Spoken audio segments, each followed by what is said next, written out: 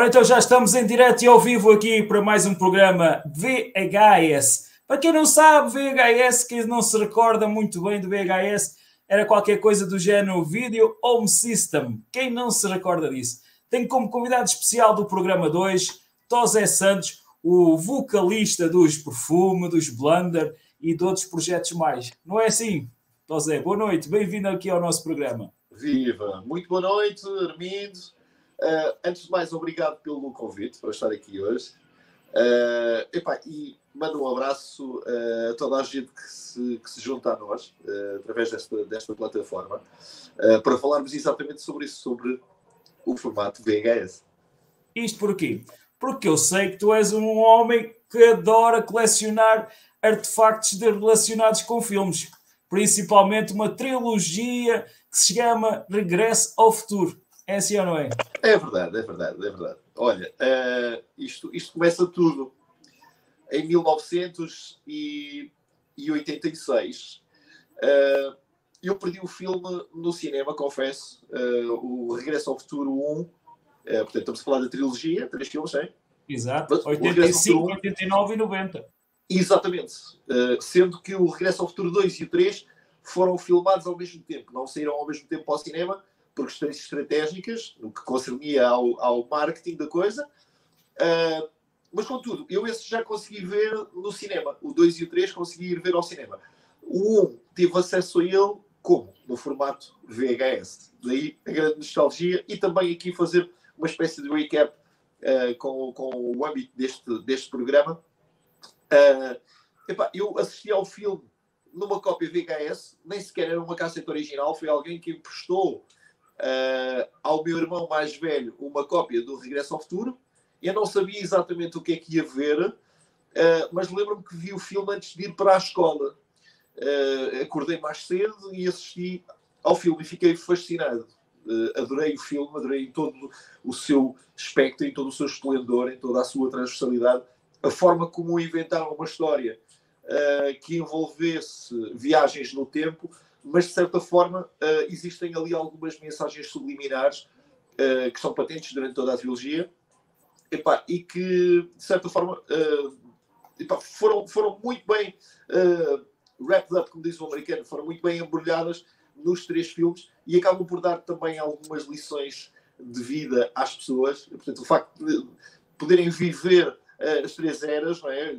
A nostalgia do passado, aguardar um bom futuro, mas sobretudo viver um bom presente. Aquilo ao início, o pessoal vai naquela regresso ao futuro, mas aquilo é uma volta atrás, vamos para o passado. Depois é que mais à frente é que vamos para o futuro. E o que é que tu achas do protagonista? Do Michael J. Fox? Nós temos 3 eras no filme, não é? Tens a realidade, que é quando o filme começa, acaba por ser o fulcro, ou o pilar sustentativo central no que toca a tempo, que é 1985, que é exatamente o ano em que o filme foi lançado. Portanto, há toda a realidade do ano de 1985. Depois eles regressam a 1955, a altura em que o pai do Marty McFly, o pivô, ou o protagonista principal, né? Portanto, a primeira viagem que ele faz é exatamente para o passado, para a altura em que o pai tem a mesma idade que ele, e ele conhece a realidade do pai, não em 1985, não na realidade dele, mas na realidade do pai, não é? Em 1955. No segundo filme, a viagem é para o futuro, porque ele vai tentar ajudar a família dele e os filhos dele, e o terceiro filme é num passado ainda mais remoto, em 1855, portanto, algumas gerações para trás. Em relação à pessoa do Michael J. Fox, eu acho que o ano do Michael J. Fox foi exatamente o ano de 1985, porque ele não teve só sucesso com o Back to the Future. Ele começou com uma série que foi um grande, enorme sucesso na América. Estamos a falar Family Ties. Exato. Que sai aos seus. E essa série, o fim da série coincide com o início da gravação do Regresso ao Futuro. Ou seja, eu não sei, se calhar as pessoas não sabem, mas o Michael J. Fox não foi o primeiro ator do Regresso ao Futuro. E existe um footage de 30 minutos com outro ator, ok? Mas o realizador Robert Zemeckis queria mesmo que fosse o Michael J. Fox a fazer isto, Só que o Michael J. Fox tinha um compromisso de terminar a última série do Family Ties e estava a gravar a série. Por isso é que o início do filme Regresso ao Futuro se passa quase sempre de noite. Porque ele durante o dia tinha que estar no set de filmagens da série. E só à noite é que podia filmar o Regresso ao Futuro. Isto é muito curioso. Chegaste a ver a série? Chegaste a ver a série onde é que ele entrava? Eu tenho inclusive a série toda. E gosto muito da série. Sabes que eu vou-te confessar uma coisa. A irmã mais velha dele, eu tive um fraquinho por ela. Naquela altura, um gajo era novo, não é? Claro. Devia pai aqui, 85, tinha 9 aninhos. Opa, mas a Batman, como ela se chamava, né? Era muito bonito. Nós tínhamos essa coisa dos crushes televisivos, não é? Aquilo que assistíamos às séries. Eu lembro-me de ser muito novo e assistir aos Anjos de Charlie na televisão e adorar a figura da Farrah Fawcett. Não é? Nós tínhamos sempre aquele fraquinho por miúdas, pronto, com bom aspecto, não é? Bonitas, loiras, exuberantes, olhos azuis, muitas curvas. E então sei exatamente do que é que estás a falar. Mas eu estava a dizer que em 1985, e só para fechar essa ideia, o Michael J. Fox protagoniza mais 2 grandes filmes. Um chama-se Secret of My Success, O Segredo do Meu Sucesso, e outro que competiu quase a par e passo em termos de procura de bilheteira, que foi o Teen Wolf, que era o lobisomem. Okay? Que ele era um lobisomem. E são 2 filmes que ele mal termina a série, ele ainda está a filmar o Regresso ao Futuro, ainda não tem terminado a rodagem do Regresso ao Futuro e começa a rodar já o Teen Wolf e logo a seguir o Secret of My Success. Portanto, ele era dos atores mais solicitados no meio dos anos 80. Foi, sim, senhora. Foi a década dele, anos 80, anos 90, foi aquele onde ele teve melhor. Ora bem, temos o pessoal a participar. Temos a Rosário que diz olá, boa noite. Temos o Daniel Correia, boa noite, de Alvar. Temos também novamente a Rosário que faz a seguinte pergunta. Rosário, eu vou ter que debater, Rosário. Então tu não sabes quem é o Tosé Santos dos Perfume? É preciso ele estar aqui a cantar um bocadinho para a gente. Oh, super conhecido. Então quem é que não se lembra do grande sucesso que foi o Intervalo e outros mais? Ai, menino. Mas pronto. Vamos continuar então a falar. Hoje o nosso programa é inteiramente dedicado ao VHS, exatamente, às séries e aos filmes. E como eu sei que o Tosé gosta muito de filmes, principalmente desta trilogia que estamos a falar, que tem também um aspecto muito interessante. Nós no primeiro programa dedicámos inteiramente ao Steven Spielberg. E o Steven Spielberg entra também nesta trilogia. É o produtor. Ele é o produtor, exatamente. Muita gente faz ali uma confusão, julga que o Steven Spielberg é realizador. Neste caso particular, não. A pasta foi entregue ao Robert Zemeckis como realizador, mas a produção está de parabéns, porque todos os props, aliás, a onda de colecionismo que foi gerada com esta trilogia, da qual eu também padeço, tem a ver exatamente com os próprios que foram criados. E aqui, pronto, há uma espécie de triângulo onde se dividem exatamente os atributos e os louros, que também envolve a pessoa do Bob Gale. O Bob Gale é nada mais nada menos que o argumentista de toda a série de filmes, e não só. Atenção que depois há uma série de animação do Regresso ao Futuro, que eu também possuo em DVD. Isto já não saiu em VHS, portanto estamos a falar de uma realidade já dos anos 90, do início dos anos 90. Existe um jogo de computador, chamado Back to the Future, que tem 5 episódios, é como se fossem outras 5 viagens, outros 5 filmes no fundo, e isso só esteve disponível, creio que na PlayStation 3. Eu por acaso tenho uma cópia disso também. Ainda não acabei o jogo, porque é preciso mesmo muita paciência, mas é espetacular e tem a mesma linguagem dos filmes, porque exatamente foi escrito pela mesma pessoa do argumentista dos 3 filmes, o Bob Gale, ok? Portanto, estamos a falar ainda te recordas como era aquela aventura de ir a alugar as cassetes? Se calhar o mais conhecido das locutoras era o Blockbuster, mas depois havia em cada esquina, em cada terrazinha, havia uma ou duas onde a gente podíamos ir lá alugar as cassetes, e que aquilo, eu já não me recordo bem se era 300 escudos, se era 500 escudos, eu sei que aquilo tinha um valor assim pequeno, mas se falhasses por um dia, já tinhas que pagar mais uma multa, já tinhas que... multa. Pois é. E pagavas uma multa se não rebobinasses as cassetes, ou seja, tinhas que tirar a cassete atrás para entregar. Eu tinha um daqueles rebobinadores que era um carro, que se levantava e que se punha lá a cassete. Perfeitamente. Lembro-me perfeitamente disso. Olha, eu depois de, como tu disse, a primeira vez que eu vi o Regresso ao Futuro foi uma cassete gravada. Portanto, alguém alugou o Regresso ao Futuro e gravou para uma cassete e depois encostou ao meu irmão. E eu tive acesso a essa cassete e eu vi uma cópia. Isso era outra prática corrente. As pessoas alugavam os filmes e gravavam para si. Exato. Para o seu uso privado. E no caso do Regresso ao Futuro 2 e 3, apesar de eu ter assistido aos filmes no cinema, eu depois aluguei-os em VHS quando eles saíram, quando estiveram disponíveis nos videoclubes. Agora não, agora possuo.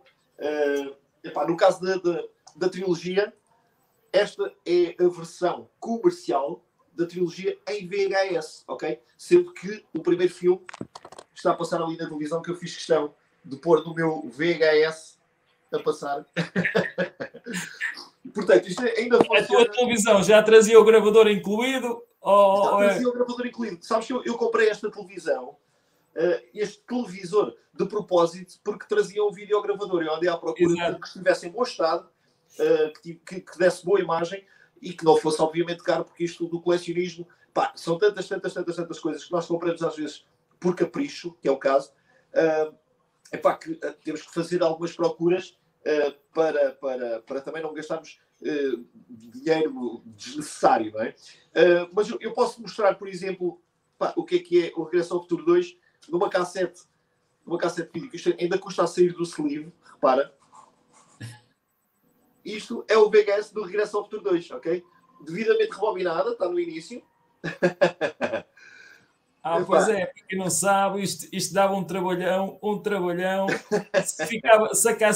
Se a fita da cassete ficava entravada no gravador, ai Jesus, tínhamos que levantar a tampa, tínhamos que andar lá a mexer, fazer 1001 coisas para não estragar a cassete. Jesus. É verdade. Isto também para te dizer que para muita gente agora, há malta que nem sabe o que é uma cassete VHS, porque entretanto quem nasceu na geração... não sabe. A minha filha tem 18 anos e não sabe. Pois, é normal, porque eles nasceram na era do digital e na era do CD, portanto que agora também já está obsoleto, não é? É tudo ali...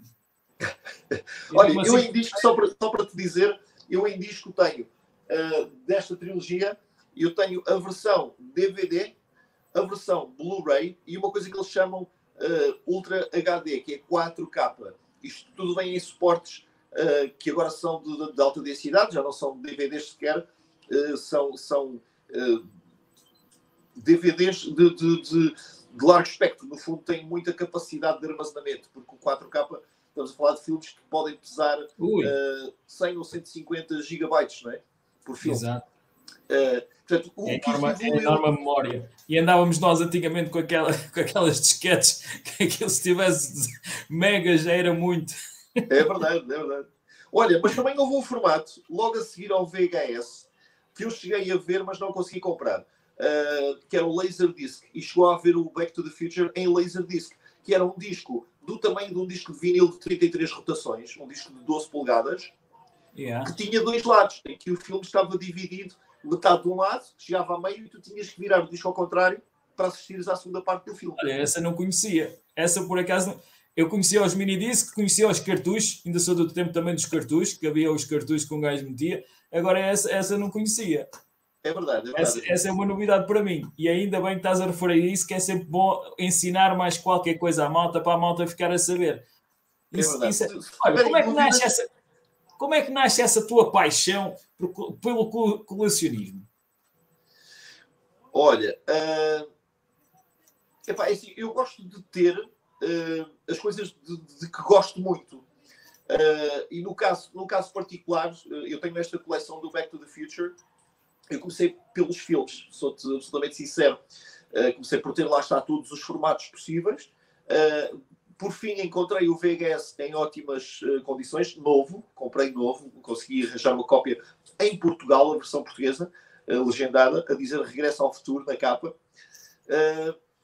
E depois comecei a ir para os formatos mais difíceis. O formato DVD já estava quase impossível de arranjar, tive que mandar vir dos Estados Unidos através do eBay. E depois, isto é uma bola de neve, porque a partir do momento em que tinha os filmes em todos os formatos, eu comecei por comprar o boneco, o carro, o póster assinado por todos, há umas placas que são em metal, do colecionismo também da coisa. Depois há os livros, e tu acabas por nunca conseguir parar, porque vais vendo mais coisas e vais querendo acrescentar. E depois queres ficar com aqueles objetos icónicos, não é? Aqueles objetos que aquilo é mesmo do filme, isto está mesmo relacionado com o filme. Isso. Por exemplo, as sapatilhas que me apresentavas ontem, aquelas eram... As Air Mag. Aquilo foi uma série muito limitada que se fez para a Parkinson Research do Michael J. Fox. E são umas sapatilhas que acendem, são uma série limitada da Nike. Acima tens um chapéu que é do filme Regresso ao Futuro 2, que é usado supostamente pelo filho do protagonista, do Marty McFly. Depois aqui, por exemplo, tens os tais plaqueados do Sports Almanac, a placa de matrícula do automóvel. Depois em cima tem aquilo que o professor oferece ao Marty McFly, que é o quadro exatamente com a fotografia deles na inauguração da Clock Tower. O tal póster assinado pelos artistas todos. Isto depois é uma coleção infindável. Depois tens aqui os... Como é que conseguiste as assinaturas? Andaste atrás deles? Olha, não, eu havia uma série, eu nunca estive com nenhum deles, confesso, mas houve uma série de pósteres que foram assinados em bulk. Foram assinados pelos 5 protagonistas principais e estiveram à venda no eBay. Eles de tempos a tempos fazem isto porque há uma convenção do Regresso ao Futuro, creio que de 5 em 5 anos. E então eles levam uma porrada de pósteres e pedem ao Michael J. Fox para assinar. Pedem a Claudia Wells, pedem ao professor Emmett Brown, que é Christopher Lloyd. Eles pedem a toda a gente para assinar em bulk e depois vendem isto também a reverter para a Parkinson's Research, que é a associação que é liderada pelo Michael J. Fox. Como toda a gente sabe, ele padece de Parkinson e só descobriu no final dos anos 90. Estava a gravar uma série chamada Spin City. Era aquela série onde ele fazia de advogado. Exatamente. Era o Spin City. Ele nessa altura descobre que está doente, faz um tratamento para o Parkinson, que acho que de certa forma estacionou a doença, mas ele precisa de um tratamento até padecer, obviamente, até parecer. No caso, ele quer ajudar pessoas que têm o mesmo problema que ele, e criou uma Michael J. Fox Parkinson Research. Okay? E então associou-se a marcas como a Nike, por exemplo, que fez a réplica do prop das sapatilhas do Regresso ao Futuro 2, que são vendidas e revertem inteiramente para essa causa, entre outras coisas. E os pósteres são um desses itens. Uma cena que a malta comentou mais na altura, ainda me recordo vagamente, era a situação da mãe se apaixonar pelo filho. Aquilo deu uma controvérsia na América por causa disso. Sentiste alguma coisa com isso? Olha, eu acho que isso engrandece o plot, porque ele está sempre a fugir, não é? Quando ela supostamente está a interessar-se pelo filho, ele está sempre a fugir. Portanto, há aqui uma espécie, só ele é que sabe, é uma questão unilateral. Portanto, não se trata de nada incestuoso, não é? Houve muita gente que estava a apontar o dedo para que houvesse exatamente essa tendência no plot. Acho que o argumento é muito rico. Acho que isso não causa nenhum transtorno, muito pelo contrário. Mesmo sendo novo, quando assisti ao filme, eu assisti ao filme em 86 e tinha 11 anos. E já na altura até achei bastante divertido o facto de ele ter que respirar, porque a mãe gostava dele e ele fazer tudo para que ela se apaixonasse pelo pai, o que de certa forma também aconteceu e fez com que o futuro até fosse mais brilhante. Portanto, ali todo um emaranhado. Eu acho que eles conseguiram, em cerca de 95 ou 100 minutos de filme, epá, ter dinâmica... Agarrar completamente a malta. Tudo. É dinâmica, é o romance, é a ação. Tu tens ficção científica lá também. Epá, o filme é altamente divertido. Tem uma banda sonora fantástica. Eu tenho o vinil do Back to the Future. Tem um grande hino composto e conduzido pelo maestro Alan Silvestri. Portanto, eu acho que o filme epá, não tem absolutamente nada que se possa apontar como menos rico. Não é? No caso, acho que é o cocktail perfeito. Sendo tu também gostas de tocar a guitarra, não é? Como é que tu viste aquele solo que ele faz? Olha, eu na altura via o Marty McFly ou o Michael J. Fox, o ator, pá, como um herói, estás a ver? O gajo fazia tudo, não é? Ele para além de que tocava muito bem guitarra e cantava bem, não era compreendido que ele no início do filme vai fazer um casting e dizem que ele é too darn loud. Ele fazia muito barulho, não é? Aliás, a pessoa que faz isso no filme, que pega no megafone e que diz à banda, ok, you can go, you're too darn loud. Vocês fazem muito barulho, tocam muito alto.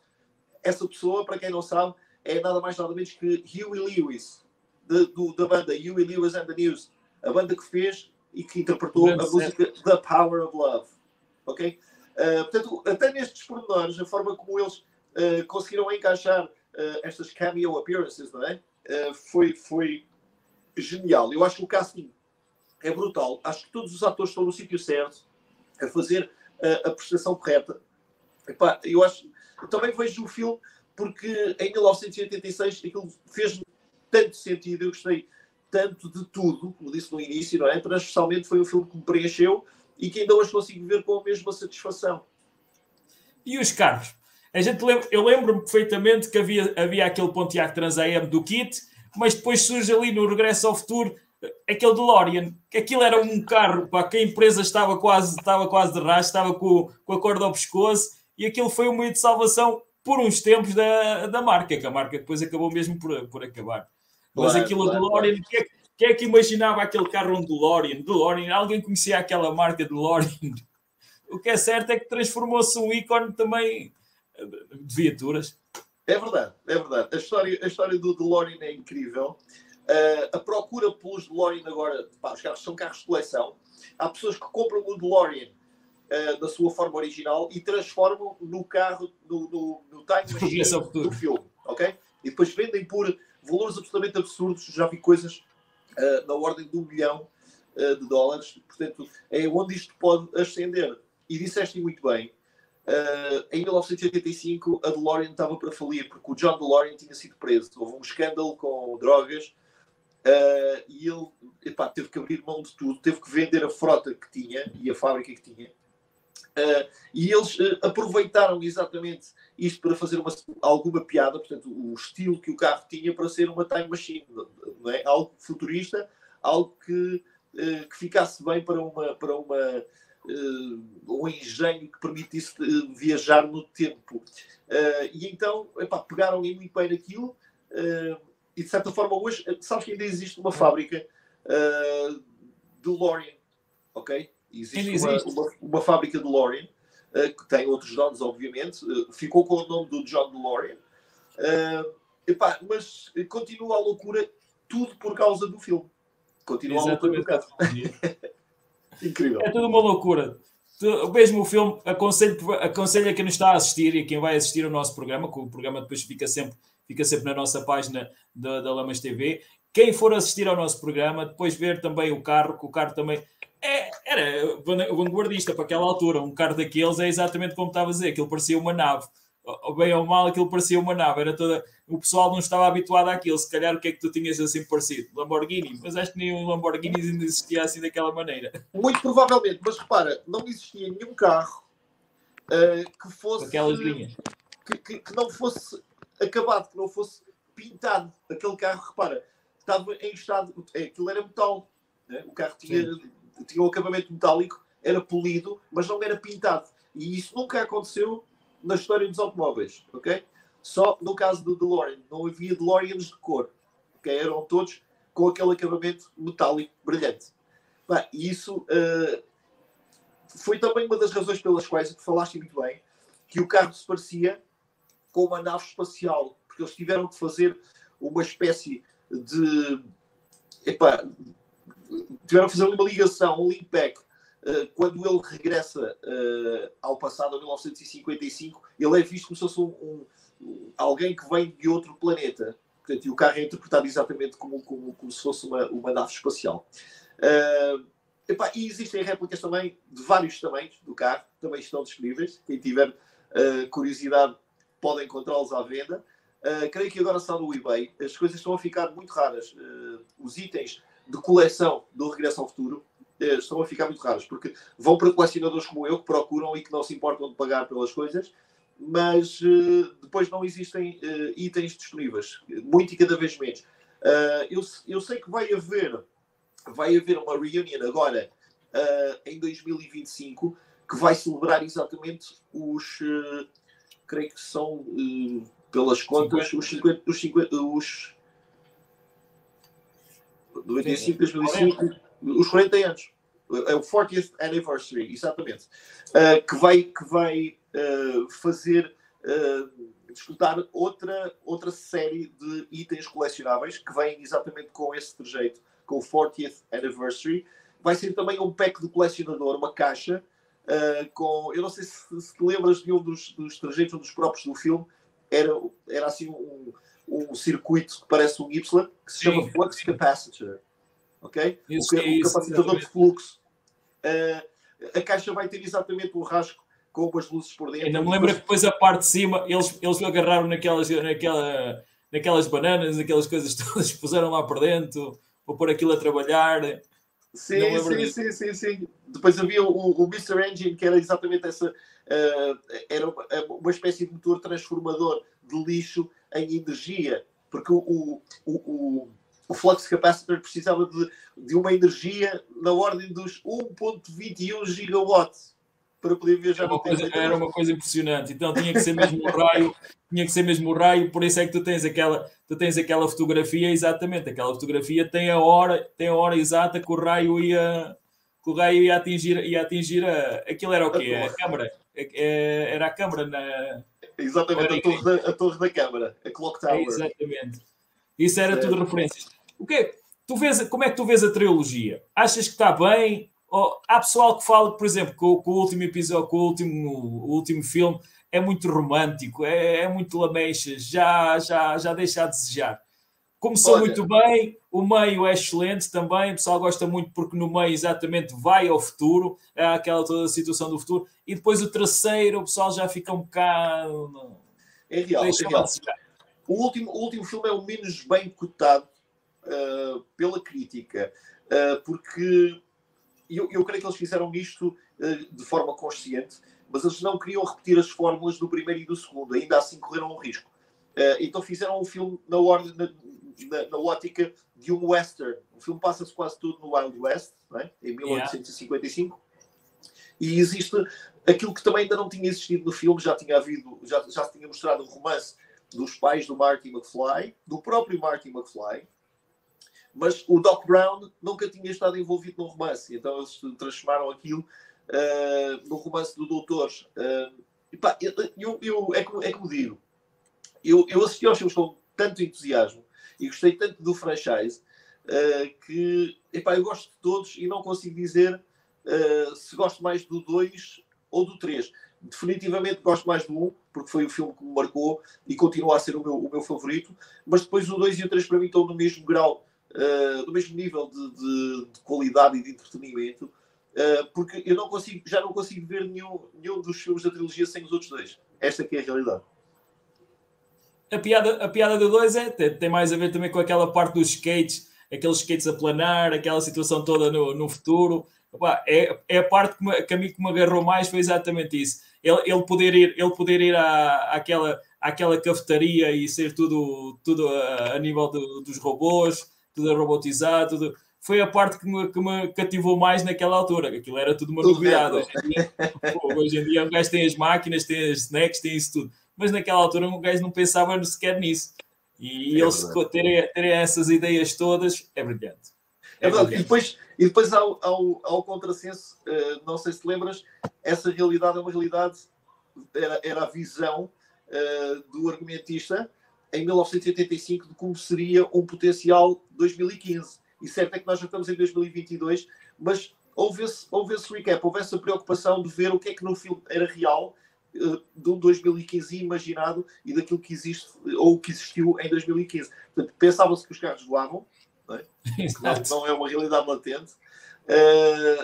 E havia todo um futurismo. Por exemplo, estas sapatilhas, supostamente no filme, fazem auto-lacing, ou seja, quando o pé... elas apertam-se automaticamente. Portanto, é uma realidade que nós ainda não temos. Nós continuamos a fazer... Naquela altura havia o concorrente da Nike que tinha umas sapatilhas que eu adorava, que era as Pump, que era as Reebok, que a gente enchia e aquilo comprimia. E um gajo pensava que saltava mais alto por causa daquilo e tudo. Mas também foi por causa disso. Exatamente, era uma cena psicológica, mas é muito giro e foi baseado nisso, de certeza, que eles acharam. Como é que o calçado pode evoluir? Como é que a roupa pode evoluir? Não sei se te lembras que ele cai naquele átrio, tinha aquele lago à frente. E sim, repente, a roupa fica esticada, depois vai ao sítio, aquelas que... E o casaco seca automaticamente, entra em modo de secagem, não é? Tudo realidades, pronto, isto era o que se pensava que pudesse acontecer passados uns anos, não é? Não foi real, mas há algumas coisas que são absolutamente interessantes, como o facto de ele estar a ver o cartaz do cinema e o filme Jaws, o filme do tubarão, já é do número 19, Jaws 19, não é?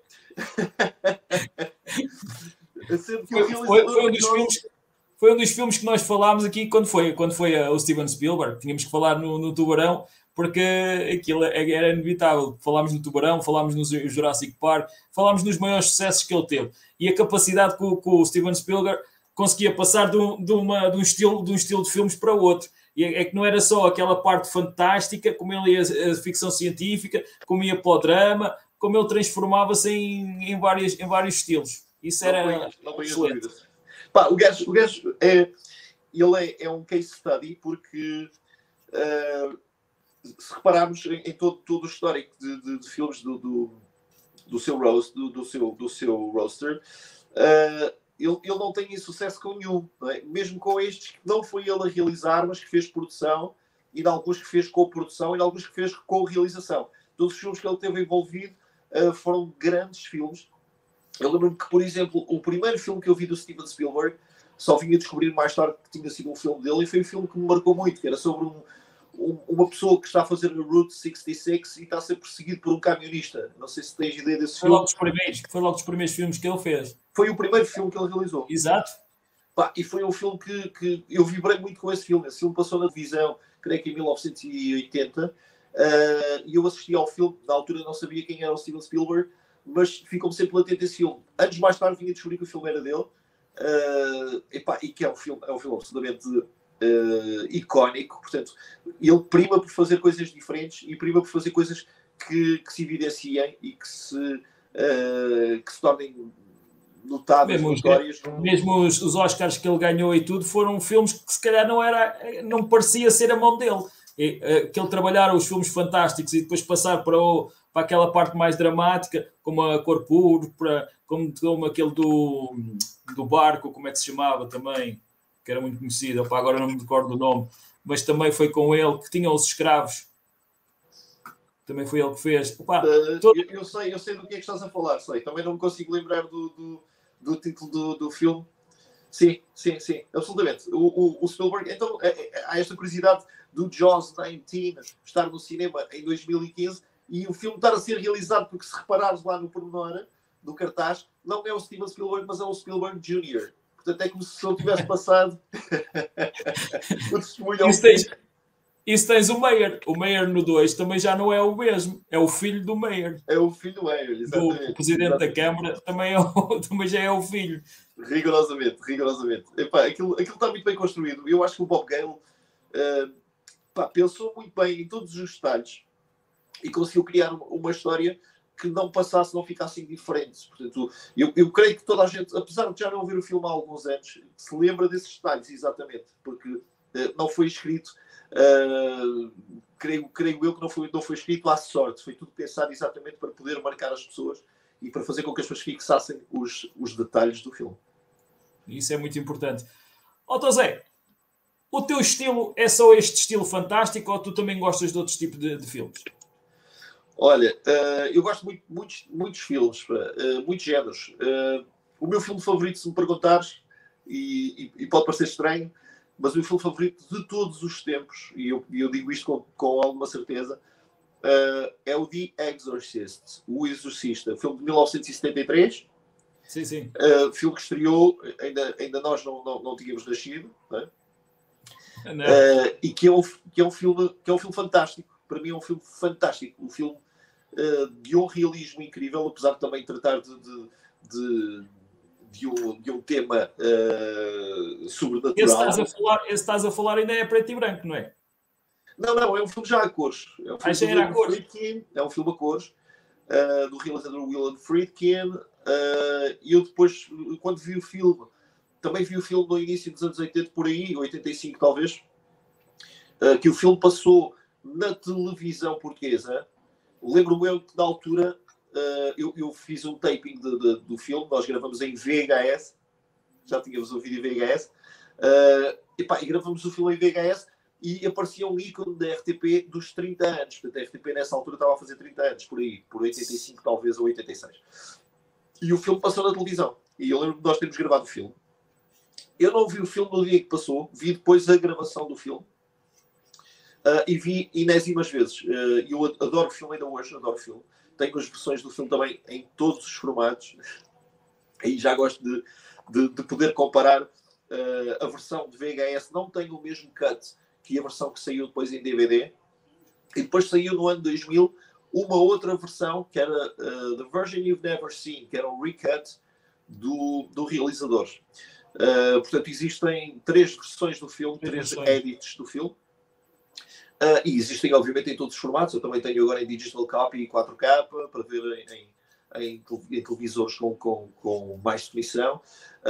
E continuo a achar o filme absolutamente extraordinário. Eu acho que o filme não devia ser sequer motivo de um reboot. Eu sei que no próximo ano, em 2023, vai para o cinema o primeiro dos 3 filmes, vai ser uma trilogia do The Exorcist, com outro realizador.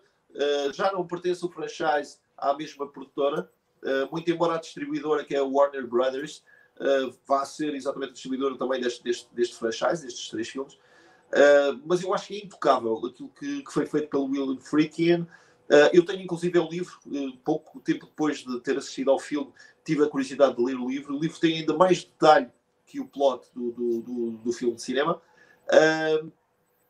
E é dos filmes que eu posso dizer que é para mim é o melhor filme de todos os tempos. Mas está no meu top também de 10 filmes que posso dizer quais são. O primeiro filme que eu vi em cinema foi, creio que em 1982, que é o Conan o Bárbaro, o filme do Dino De Laurentiis, do produtor Dino com o Schwarzenegger. Com o Arnold Schwarzenegger. Um filme brutal, que eu acho que tem uma história incrível. Não creio que o filme que ele fez imediatamente a seguir, o Conan Destroyer, já não achei o filme com a mesma seriedade. O realizador é outro, a produtora é outra também. E posso dizer que ainda tenho algumas coisas em VHS, agora que estamos aqui a falar. E foste ver o filme, por curiosidade, foste ver o filme aonde? Olha, fui ver o filme ao extinto cinema de Irmesinde, que neste momento está em obras de recuperação. O cinema existiu até meados dos anos 90, creio que em 90 ou 91 ele fechou definitivamente. E os primeiros filmes que eu fui ver foram exatamente porque eu morava em Irmesinde, então morava relativamente perto, eu morava a cerca de 5, 7 minutos a pé do cinema, e ia com os meus irmãos e com os amigos e primos, etc. Íamos já ao cinema de Irmesinde, também porque era mais barato que os cinemas da Baixa do Porto, que ir ao Batalha ou ir ao Coliseu. Apresentavam os filmes com alguma decalagem, ou seja, o filme estreava primeiro no centro do Porto e só quando deixava as salas para as salas mais pequenas. Ainda me lembro que o primeiro filme que eu vi em cinema foi na minha terra, no Montijo, e foi o Indiana Jones. O primeiro filme do Indiana Jones. Estamos a falar em 80 também, 87, se eu não me engano. Muito provavelmente. Chama-se Raiders of the Lost Ark. Exatamente, foi o primeiro filme que eu vi. E adorei, foi uma coisa espetacular. Um gajo o que é que nós tínhamos naquela altura? Não tínhamos nada. Então ir ao cinema era uma coisa do outro mundo. O pessoal hoje em dia vai ao cinema como se não fosse nada, mas antigamente tinha uma beleza, tinha um glamour, tinha uma essência, que hoje em dia é complicado. Mesmo com esta tecnologia toda, não tem nada a ver com aquela altura. É verdade. Era um happening, o facto de se poder ir assistir a um filme quando as salas estavam cheias, né? Agora existem fenómenos de irmos assistir a filmes ao cinema e estarmos numa sala com 4, 5, 10 pessoas, quando na altura às vezes era difícil arranjar bilhetes para ver uma sessão. Se não comprássemos com o tempo. Sabes que eu tive uma espécie de glimpse cerca de 2013, foi a primeira vez que eu fui a Nova Iorque a propósito dos concertos, e fiz questão de ir a um desses cinemas antigos em que tens a pessoa que te vai levar ao lugar, que te corta o bilhete e leva-te ao lugar com uma lanterna. Vai com a lanternazinha, aquela coisa toda, aquela mordomia toda. Isso existe em Nova Iorque. Apesar de existirem complexos de cinema com 15 e 20 salas, do AMC, por exemplo, que lá é muito corrente, os cinemas de rua, os cinemas tradicionais, continuam a trabalhar e bem. Portanto, as pessoas não deixam de ir aos cinemas de rua, aos cinemas tradicionais, para viverem exatamente o espírito daquilo que era ir ao cinema. Não é? E aqui perdeu-se. Muitos dos cinemas que nós conhecíamos deixaram de ser cinemas, ou são cineteatros, mas não exibem filmes, ou exibem filmes. Há bocado estavas a falar do Batalha. O Batalha também era um ícone. O Batalha, eu fui ver tantos filmes que eu cheguei a ver ao Batalha, que era daqueles cinemas que um gajo gostava de ir. Certo. É verdade. Era incrível. Só ali no raio, no centro do Porto, num raio de poucos quilómetros, tu tinhas o Cinema da Trindade, tinhas o Batalha, tinhas o Águia de Ouro, tinhas o Cinema São João, que agora é o Teatro Nacional São João, tinhas o Coliseu, ao lado do Coliseu tinhas o Passos Manuel. Ou seja, tu podias fazer uma escolha, normalmente até era pelo jornal. Eu lembro-me de pegar no jornal para ver o que é que estava em exibição e escolher a sala para a qual ia assistir a filmes. Era uma espécie de ritual e lá está, era um happening.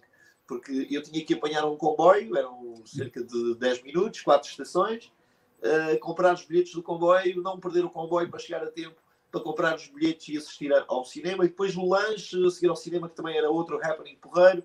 Portanto, isto era quase métrico e era o que acontecia aos sábados à tarde. Reunia um grupo de pessoas e íamos para a Baixa do Porto. Isto depois, anos mais tarde, já nós estamos a falar do início da minha prática de ir ao cinema, que, como disse, era perto de casa. Eu procurava, pelo pouco dinheiro que nós tínhamos da semanada ou da mesada, fazer uma boa gestão. E então eu preferia ir ao que era mais barato. Não é? Depois, mais tarde, com mais poder de compra, comecei a ir para a Baixa e reuníamos um grupo e fazíamos todo esse ritual. Era fantástico e está tudo registado. Isso é que era o mais importante. Há bocado estavas a falar dos teus filmes, então, dos teus 10 filmes. Começaste pelo Exorcista e depois continuaste com o Conan the Barbarian. Exato. Okay. Com o Conan the Barbarian. Tu falaste de uma trilogia que eu também adoro e tenho, que é a trilogia do Indiana Jones, que depois eles fizeram um quarto filme, mas que inicialmente foi pensado para ser uma trilogia até à Grande Cruzada, não é? Depois é que veio a Caveira de Cristal, já foi repensado, e agora creio que estão a filmar o último filme da saga, que há de sair no próximo ano, em 2023 também. Portanto, ainda vamos ter Harrison Ford. Ainda com Harrison Ford. O homem desgraçado vai estar ali de muletas. Com o seu chicote ali em punha. O pessoal que não sabe, ele já tem 80 anos. Está perto disso, não? Deve estar muito perto. Se não tem, deve estar muito perto dos 80 anos. Olha, posso dizer que ainda na área do fantástico há um filme que eu adorei e adoro, que se chama Poltergeist. Também me marcou muito quando era novo. Foi dos... Mais uma vez Steven Spielberg. Exatamente. E depois existem filmes assim um bocado fora da caixa, que se calhar não são tão vulgares, mas que me marcaram muito. Um deles chama-se Brain Dead, que eu descobri no Fantasport, nos anos 90. E é um filme absolutamente desconhecido, do Peter Jackson, o realizador do já sei qual é que estás a falar. Aquilo é ketchup por todos os lados. É igual, é um filme mais... agora, mas de comédia, ok? O filme não é um filme de terror. Eu acho que o homem... Aquilo é o filme com mais ketchup em todo lado. Aquilo tinha o Monstro da Tasmânia. Eu fui ver ao Fantasporto esse filme. Eu fui ver esse filme ao Fantasporto. Acho que era daqueles filmes que tinha que dar. Deu durante, pai, 2 ou 3 anos seguidos. Sim. Pá, eu fiquei muito fã da pessoa do Peter Jackson, da forma de realizar com tanta comédia à mistura filmes que supostamente eram de terror. Então, depois de descobrir o Brain Dead, eu fui ver outro filme ao Fantasporto do ano a seguir, que se chamava Bad Taste. O Bad Taste também é dele. E depois há um filme que é um documentário, mas é um mockumentary, ou seja, um documentário que não é verdadeiro. E que ele conta uma história que descobriu umas bobinhas, que se chama Forgotten Silver, ou Prata Esquecida. E é absolutamente delicioso a forma como ele conta uma história. E depois, no final, nós vamos a perceber que aquilo não é real, não aconteceu nada daquilo. É um bocado do género do Blair Witch. Na mesma onda, sim, na mesma onda. Em que tens pessoas a dar testemunhos e sets de filmagem. Porque aquilo é sobre, supostamente, uma pessoa, um realizador que começou a filmar antes dos irmãos Lumière. Portanto, é uma história que vem desmistificar aquilo que é a história verdadeira dos irmãos Lumière. E ele conta ali, tem ali pedaços de filme, supostamente, que ele recuperou, mas que foram feitos agora na atualidade, portanto, nos anos 80, 90, mas que estão trabalhados para parecer que são do início do século passado. Ok? É estrondoso e eu tenho que tirar o chapéu também ao Peter Jackson pela bravura e pelas ideias, pela originalidade com que ele tratou esses 3 filmes, abordagens absolutamente diferentes. Depois vem o Lord of the Rings, que eu também adoro como trilogia, e vem o Hobbit, que eu também adoro como trilogia. Acho que são filmes fora da caixa. Já não sou fã, por exemplo, do franchise do Harry Potter. Não me perguntem porquê, mas fui ver o primeiro ao cinema e achei que não ia perder tempo a ver os outros. Olha, eu posso dizer que um dos filmes assim mais estranhos que eu vi e que marcou mais estranhos não, é o mais estranhos por ser novidade na altura e por ser diferente, foi o Cubo. Não sei se chegaste a ver o Cubo. Gosto muito. É que aquilo, acho que pelos vistos nem foi aos cinemas. Passou logo na altura. Eu vi no cinema o Cubo. Conseguiste? Eu vi o primeiro Cubo, vi no cinema. Acho que houve um problema qualquer e aquilo passou logo imediatamente para DVD. Não, mas olha, houve o primeiro filme, o primeiro Cubo, que é o que começa com o primeiro massacre, né? Quando ele está no cubo, aquele senhor magrinho, careca. Eu tenho essa ideia do cinema de perceber o que é isto. E o filme vai-se passar sempre nos mesmos ambientes, né? Sim, mas aquela cena toda de nós descobrimos como é que é aquilo, como é que eles fazem aquilo, como é que vai dar a volta àquilo, como é que vai sair dali para fora, e depois ter sempre aquelas artimanhas todas. É genial. Ainda é melhor que o Suó e por aí fora. Para mim foi delicioso esse filme. E o que me marcou mais, ainda nos anos 80, não sei se é dos anos 80, se já é dos anos 90, foi A Mosca. Esse filme é... Sim. Esse filme é absolutamente... Estamos a falar de outro grande gênio do fantástico e do terror, que é o David Cronenberg. Sim. E depois está muito bem protagonizado o filme, porque se bem te lembras, tens a Gina Davis como a jornalista, a suposta pessoa que está a saber o que é que se passa com o cientista. E tens o Jeff Goldblum, que é o ator, é o pivô do filme, né?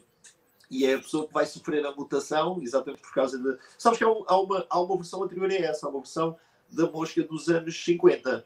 Sim, okay? Eu lembro-me. Foi na altura também. Acho que antes ainda houve um filme que também deu muita polémica, que foi o Elefante. Também teve a ver com essa parte das mutações. E a seguir houve exatamente a Mosca. Há quem diga que foi uma continuação ou foi uma tentativa de fazer uma coisa parecida. Mas foi do mesmo género. Por acaso, foram filmes excelentes. E o Steven Spielberg, mais uma vez, foi buscar o protagonista da Mosca para meter Jurassic Park. porque ele tinha Em Jurassic Park. Ele tinha desaparecido completamente, já ninguém falava dele. Foi só aquele filme A Mosca e pouco mais, o que é que ele fez mais. E voltou à ribalta outra vez por causa do Jurassic Park. Olha, eu gostei muito do filme, e já foi no passado mais recente. Eu gostei muito de ir ao cinema ver um filme em que ele também entra, não como protagonista, o protagonista é o Will Smith, que é o primeiro Independence Day. O Dia da Independência. Que tem a ver com aquele ataque dos extraterrestres, etc. E mete aquela polémica da Área 52 que ainda não está muito bem desmistificado, não é?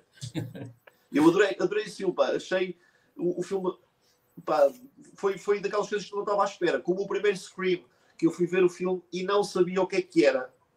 Pá, e achei o filme fantástico. E eu, depois fiz ali um paralelismo desse filme com outro que é do mesmo realizador, Wes Craven, que se chama Pesadelo em Elm Street. Eu gosto muito do primeiro Pesadelo em Elm Street. Acho que a história é fantástica, o screenplay é brutal e os próprios também são incríveis. Depois o resto do franchise já não gostei. Muito menos do segundo. O terceiro é uma tentativa de continuação. Mas o Wes Craven, que já faleceu, infelizmente, depois teve a mestria de fazer o Scream, o filme que saiu em 1996. Pá, e eu me disse... achei fora da caixa porque também não tinha expectativas. Eu fui ao cinema sem saber o que é que ia ver. Na altura também era um grupo de amigos. Vamos ver este filme, chama-se Gritos. Ok. E saímos todos abismados pela originalidade do filme. Eu vi o Scream, foi exatamente no Fantasporto. Foi no Fantasporto que eu vi. O Fantasporto tinha essa capacidade de trazer aqueles filmes todos fantásticos e foi. Eu lembro-me que eu até vi uma maratona do Scream e que terminava depois essa maratona com o Brain Dead. Foram 5 a 6 horas aquilo. Eu acho que já vomitava estar lá tanto tempo, que já me doía o rabo todo. Um gajo tinha que se levantar, ainda fui buscar umas pipocas, fui buscar uma Coca-Cola, um gajo já não conseguia lá estar. Vi os três Screams e depois ainda terminei com o Brain Dead. Com o Brain Dead. Então és do tempo de ir ao Fantasporto no cinema Carlos Alberto. Eu vi no Coliseu. Eu acho que era ok. Mas antes disso era no Carlos Alberto, ok, na Praça dos Leões. Sim. Pá, era icónico porque era um cinema pequeno, mas com a forma como a decoração daquele cinema era, pá, aquilo era assustador. Então assistires ao Fantasporto, aqueles filmes mais pesados, no cinema daqueles, pá, sentias que estavas num lugar assombrado, estás a ver? Era extremamente bom. Pá, o Fantasporto, como dizes, pá, deu-nos a conhecer muitas pérolas. O Dorbinski é bravo. Ora bem, estivemos a falar em filmes, agora pergunto, qual é as séries que tu estás a assistir agora? Ou não gostas de séries? Olha, gosto. Eu vejo às vezes às pinguinhas as séries, porque meia volta estou interrompido porque tenho que fazer uma produção, tenho que responder ao e-mail, tenho coisas para tratar, orçamentos para enviar. Olha, acabei de ver de certa forma é um reboot da série do Will Smith, de quem falamos há bocado, que se chama Bel-Air. Exatamente. Opa, eu acho que está muito dramático. Falta a magia do Will Smith. Falta aquela brincadeira do Will Smith. E falta ao lado da comédia, não é? Porque o Fresh Prince of Bel-Air era uma comédia. Era uma sitcom. Não é? E agora não. Agora é como dizes muito bem, é um filme dramático. É uma série dramática. Apesar de que houve ali 2 ou 3 episódios pelo meio que eu achei absoluta seca. E os últimos 2 episódios, o 9º e o 10º, achei fantástico. Hoje, por sinal, vou começar a ver uma série chamada Pam and Tommy, que é Pamela Anderson com o Tommy Lee. Sabes que houve um escândalo de uma sextape? Sim, tem a ver exatamente com esse episódio. Exatamente. O pessoal mais antigo lembra-se disso, dessa história. Isso rolava na internet, e depois a malta gravava aquilo em VHS e havia cópia de cópia. Quase como o filme do Tomás Taveira, estás a ver? Exato. Mas o escândalo da Califórnia, não é?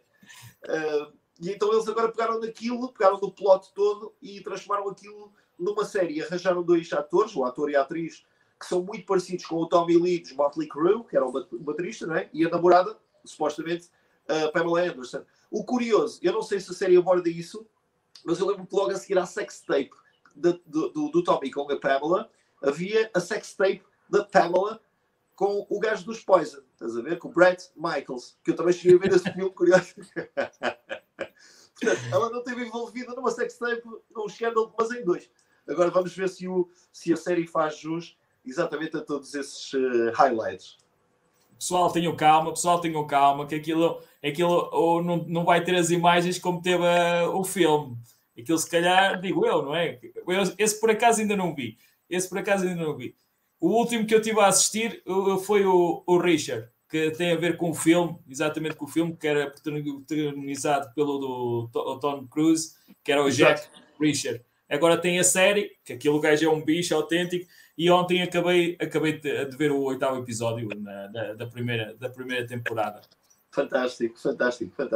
Olha, e estou a assistir, porque apesar de eu já ter uma cópia que consegui pela internet, mas eu não gosto, quando são coisas que eu gosto mesmo muito, tenho acesso às coisas via internet, mas depois vou comprar, ok? Gosto de colecionar mesmo os itens verdadeiros, assim como a música. Às vezes vou ouvir à net ou vou ao YouTube, e depois, se gostar mesmo, vou comprar ou em vinil ou em CD. Lá está, também tenho agora a pancada do vinil. Estou a colecionar coisas em vinil que já tive em CD. Estou a ver a série, lá está, do Regresso ao Futuro, a série de animação, porque eu tinha numa qualidade muito fraca, então nunca me puxou a ver até conseguir arranjar mesmo em alta qualidade. E agora chegou-me também dos Estados Unidos, via eBay, consegui ter acesso à série toda, que são 2 DVDs, tem a primeira season e a segunda season, e estou a começar a ver agora, e estou a achar também muito bom. Lá está, o Bob Gale, o realizador, o argumentista, fez jus à escrita, e que ele tem exatamente essa mesma linguagem dos filmes. Olha, falar em desenhos animados, uma das séries que eu estive a ver aqui também há pouco tempo era o Arcane, que está fabuloso. A nível gráfico está espetacular.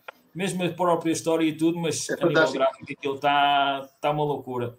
Claro, adorei. Espero que façam mais coisas, porque da maneira que foi feita, a parte gráfica está com uma qualidade excelente. Olha, e na área do manga, eu não sei se tu gostas de Dragon Ball, por exemplo.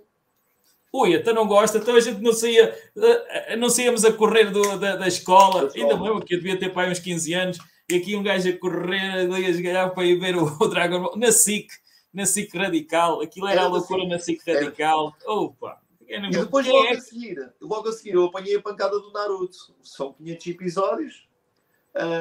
O Naruto já não gostei tanto. Houve uns desenhos animados também, que agora não me recordo. Era o Samurai qualquer coisa, Samurai X, ou que era. Esse também era espetacular. Esse também era, eu acho que sei do que é que estás a falar. Esse era muito fixe. Esse era muito fixe. Agora, quem falar do Dragon Ball, aquilo acho que é certinho.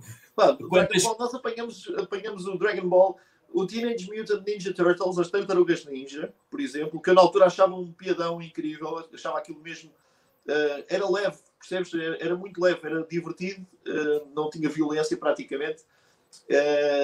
E depois, não sei se tu te lembras dos desenhos animados, que era o Ren e Stimpy, que era uma coisa parva, mas até se ficar nojento às vezes. Eu ainda me lembro dos desenhos animados ainda mais parvos, que era o Bocas. Que o pessoal dizia que aquilo era uma vaca ou era um boi. O boi não podia ser porque tinha mãos. Era o Bocas, exatamente. E aquilo é que era uma cena tão estúpida. Um gajo a rir-se às gargalhadas. Aquilo era às gargalhadas. Bons tempos. A voz do Bocas era do Canto e Castro, sabes? Do saudoso Canto e Castro. Era, sim, senhora. E era de rir, pá. Aquilo era... Como agora tens a Ovelha Choné, por exemplo, que é muito interessante, e não tem diálogos, eu acho delicioso, porque aquilo consegue entreter sem ter propriamente um emaranhado de diálogo. Portanto, é mesmo o acting dos bonecos que faz com que desperte toda a atenção. E a Ovelha Choné também deu aqueles filmes da mesma editora, os filmes. Vieram também os filmes do cão e do dono, agora não me recordo o nome. Que aquilo é tudo feito através de plasticina, aquilo demora tempos e tempos para serem feitos, que aquilo é tudo frame e tal.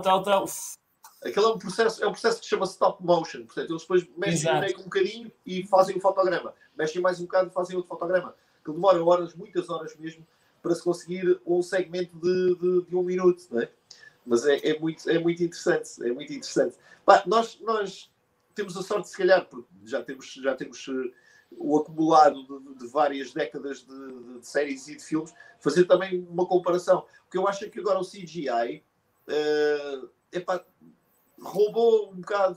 Pá, é tudo muito fantasioso, não é? Os próprios, mesmo os filmes de terror, como estavas a dizer, era feito com ketchup, o sangue, mas era real, portanto era orgânico, não era feito em pós-produção, não era acrescentado em pós-produção. Eu alguns filmes, como os franchises da DC Comics e da Marvel, como os Vingadores, etc. Gosto muito dos plots, gosto muito dos argumentos, mas depois os filmes parece que são vazios, parece que não preenchem, não nos divertem. Eu era daqueles, eu vivi durante alguns anos no Porto, e eu era daqueles que ia ao lado do Coliseu, tinha lá um senhor, tinha uma banca, onde vendia todos os livros, ainda era da Editora Abril, vendia todos os livros dos Vingadores, desse pessoal todos, X-Men, por aí fora, tanto DC, Marvel, e eu fazia coleção, eu tinha que ir aos números, eu andava à procura, eu já tinha aquele número e aqueles números, faltavam-me os outros, para fazer a coleção completa, ia lá, eu lembro-me que na altura eram 100 escudos por cada livro, 100 escudos, e eu andava sempre ali a guardar os trocos todos para exatamente, um gajo que vê os livros, que teve acesso aos livros, que ainda tem acesso aos livros, que eu tenho os livros guardados, até já passei ao meu sobrinho, já passei a malta amiga e tudo, e depois ver os filmes, acaba por ser um bocado de desilusão. Um bocado de desilusão. Eu entendo.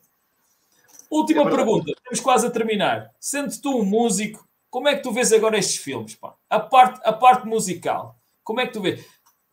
Tivemos a falar do Tubarão, que tinha que era excelente, aqueles efeitos sonoros eram espetaculares. A gente sabíamos que era o filme, que era o do Tubarão. Quem não se recorda daqueles efeitos todos sonoros? E hoje em dia já não se utiliza muito isso. Olha, passa-se a mesma coisa com aquilo que é no campo do aspecto visual. Ok, agora usa-se muito CGI, na parte da imagem. No áudio, tu quando o Alan Silvestri fez para o Back to the Future, ou o Goldsmith, que compôs para o Superman e para o Indiana Jones e outros filmes, havia sempre uma orquestra para interpretar um hino, não era? Agora não, agora também é tudo feito em computador, é tudo feito em MIDI. De certa forma também não é essa preocupação. Eu não percebo porquê, porque continua a haver um budget gigante para se fazerem filmes, na ordem dos milhões, e as pessoas não se preocupam em fazer os anthems, os tais hinos, que de certa forma também ilustram o filme. Não é? Nós não conseguimos imaginar o Regresso ao Futuro sem o hino. A Guerra das Estrelas. Quem é que não sabe? A música da Guerra das Estrelas é icónica. É icónica. Quem é que não sabe? Começas logo a ouvir a música, já sabes que é a Guerra das Estrelas. Como as séries, por exemplo, Soldados da Fortuna, tu começas a ouvir a música e já sabes que é os Soldados da Fortuna. É isso. Hoje em dia acho que o que conseguiu ir mais perto, se calhar foi a última série, foi esta série agora do, como é que se chamava? A Guerra dos Tronos. A Guerra dos Tronos, sim. Conseguiu. Sim. Aí tem que aplaudir. Aí teve uma banda sonora espetacular. Mas é mais dos realizadores velha guarda, sabes?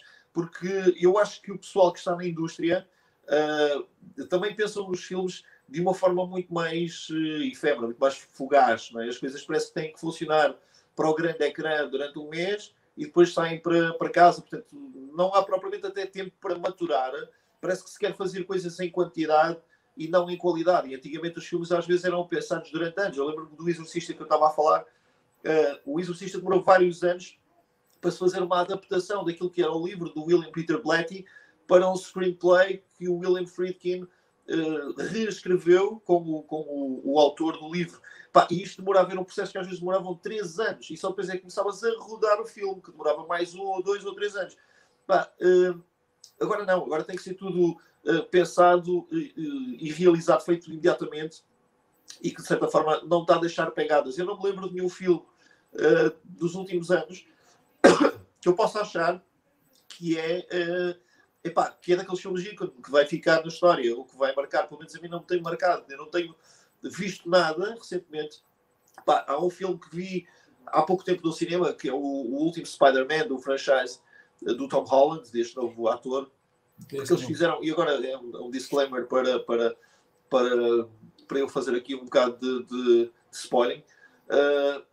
Eles tiveram uma ideia fantástica, porque a Marvel comprou o franchise todo, e depois a Sony, ao realizar aquilo, pegou nos atores dos outros franchises do Homem-Aranha, portanto, desde o 2000 até agora, e conseguiram reunir. Achei isso um grande rasgo de brilhantismo. Por exemplo, fui ver o Mortal Kombat em maio do ano passado ao cinema e tinha expectativas muito altas, porque eu adoro o franchise Mortal Kombat, também sou colecionador, tenho os bonecos, os jogos todos, desde 1992, desde que saí nos arcades, nas máquinas, não é? de moedas.